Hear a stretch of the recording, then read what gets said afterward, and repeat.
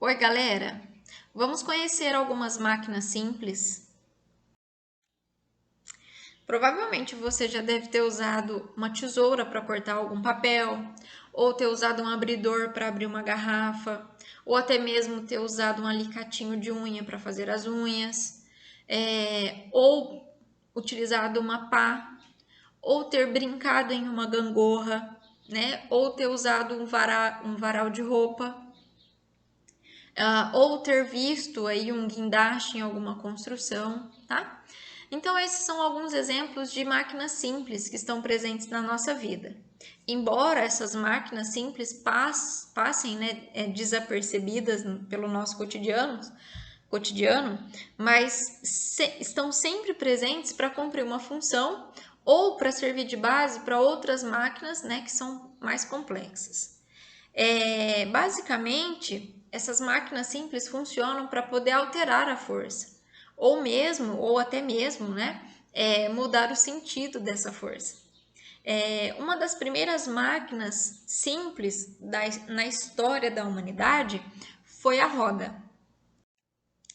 Então, a gente vai falar um pouquinho sobre algumas dessas máquinas simples, né, para vocês entenderem a funcionabilidade delas. E para começarmos, a gente vai falar sobre a roda e o eixo, tá? Tudo indica que as primeiras representações de rodas, né, encontradas aí pelos arqueólogos, datam aí uma idade aí de 5.500 anos atrás. Isso teria sido encontrado em um local onde hoje fica a região do Iraque, tá?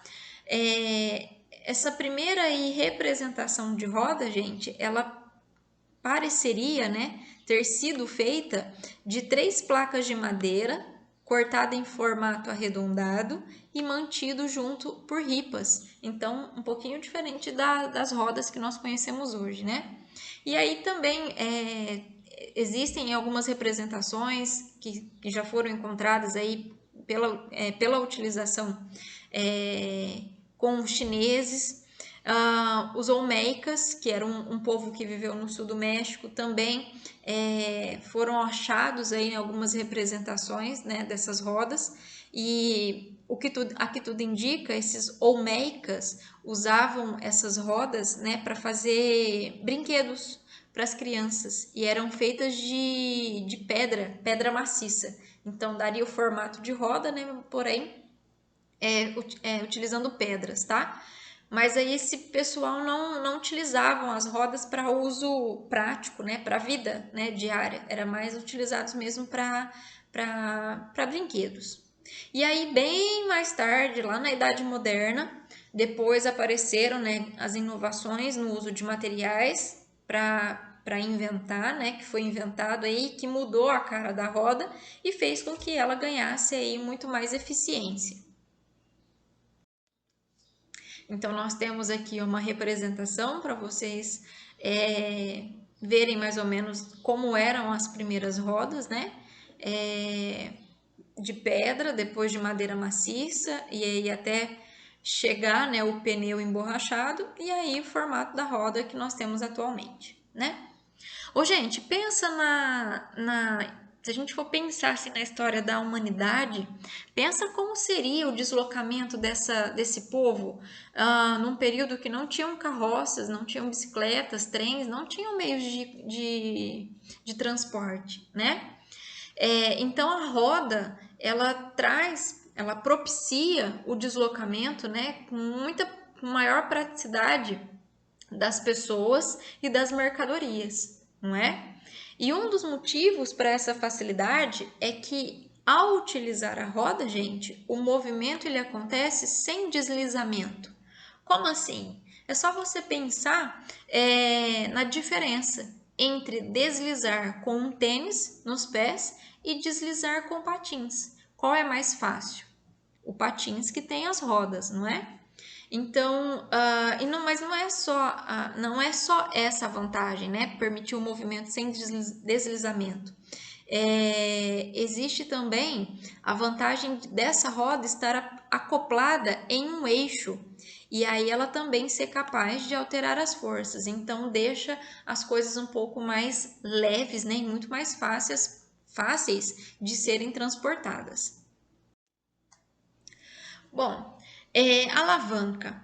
A alavanca, gente, o princípio da alavanca, ele foi proposto por um filósofo, né, chamado Arquimedes. Arquimedes era um filósofo, um matemático, e uma das falas do Arquimedes, ele diz assim, ó, dei-me um ponto de apoio e moverei o mundo. Mais ou menos como essa representação aqui, ó. Ele está tentando mover, né, o mundo através de uma alavanca. Para a gente entender essa frase que o Arquimedes disse, vamos entender aqui uma situação envolvendo a gangorra. A gangorra ela é um brinquedo, né, em que duas pessoas sentam em lados opostos e aí vai acontecendo o movimento, né? Se essas duas pessoas forem de pesos iguais, vai acontecer aí um equilíbrio e aí não vai ter a brincadeira da gangorra, né? De uma pessoa subir enquanto a outra está embaixo. Agora, quando a gente troca, né, as pessoas e aí com pesos diferentes, a gente percebe que existe um desequilíbrio, ó. A pessoa que pesa mais, ela vai ficar mais embaixo e a pessoa que for mais leve, ela fica em cima. Mas existe um jeito da gente equilibrar essa situação. É fazer com que a pessoa que pese mais sente-se mais próximo, ó, ao ponto de apoio, ao ponto de encontro aqui de sustentação da gangorra, tá? E foi isso que o Arquimedes quis dizer, que se você colocar o peso, né, o maior peso próximo ao ponto de apoio, você consegue multiplicar a força aplicada aqui, ó, certo? Então, esse princípio da alavanca, ele foi utilizado para inventar várias máquinas simples, como, por exemplo, o amassador de batatas, como aqui na imagem, o amassador de alho, espremedor de limão, tesouras, alicates de cutícula, etc. Mas como isso funciona? Da seguinte maneira, ó, aqui eu tenho um ponto de apoio, tá? Que é um ponto de encontro. Eu vou colocar a batata aqui nessa estrutura, né? Nesse compartimento. E aqui é onde vai ser aplicada a força. Como a batata está próximo ao ponto de apoio, a força que eu aplico aqui, ela dobra, né? Ela se multiplica em cima da batata e a gente consegue ter a batata amassada, ok? Bom, sobre o plano inclinado, o plano inclinado, gente, nada mais é que rampas, tá?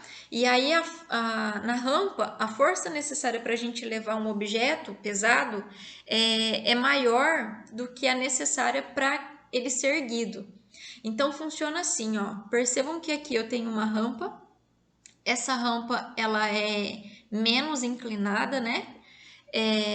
Porém, ela é mais longa, né? Ela tem um comprimento maior. E aqui eu tenho uma outra rampa, porém ela é mais inclinada, né? Ela é mais curta, mas ela é mais inclinada.